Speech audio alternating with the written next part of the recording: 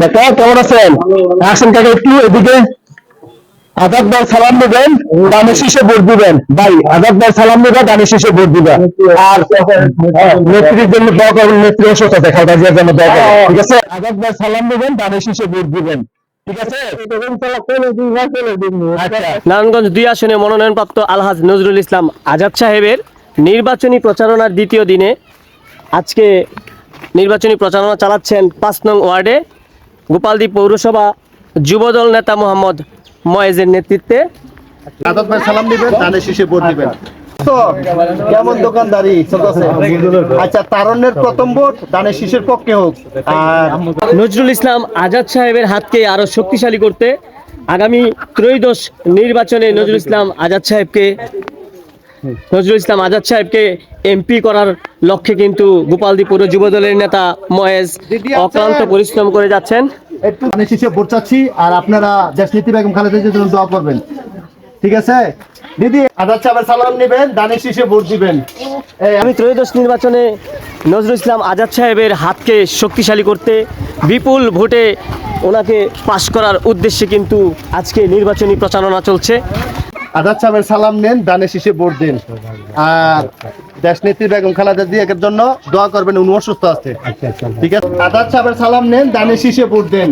আর আমনগর এলাকারই সন্তান আমি, আজাদ ভাইয়ের সালাম দিতে এসেছি, ধানের শীষে ভোট দিতে এসেছি। আজাদ ভাইয়ের সালাম নেন, ধানের শীষে ভোট দেন, ঠিক আছে? আজাদ ভাইয়ের সালাম নেবেন, ধানের শীষে ভোট দিবেন। আজাদ ভাইয়ের সালাম নেবেন, ধানের শীষে ভোট দিবেন। এই ঠাকুমা, দাদিমা নেন।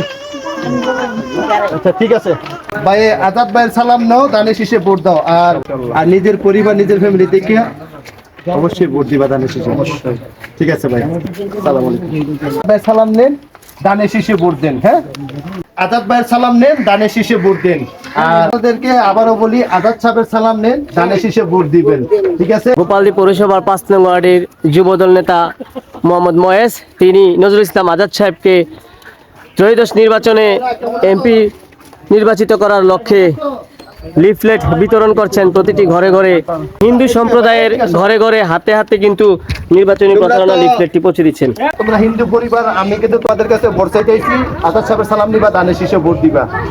নজরুল ইসলাম আজাদ সাহেবের হাতকে শক্তিশালী করতে আসন্ন ত্রয়োদশ নির্বাচনে যেন নজরুল ইসলাম আজাদ সাহেব বিপুল ভোটে এমপি নির্বাচিত হয়, সেই জন্য কিন্তু তিনি অক্লান্ত পরিশ্রম করে যাচ্ছেন। গোপাল ৩১ দফা যদি আমাদের বিএনপি সরকার ক্ষমতা আসতে পারে, যে ৩১ দফা যে বাস্তবায়ন, এই যে অবশ্যই ইনশাল্লাহ হবে।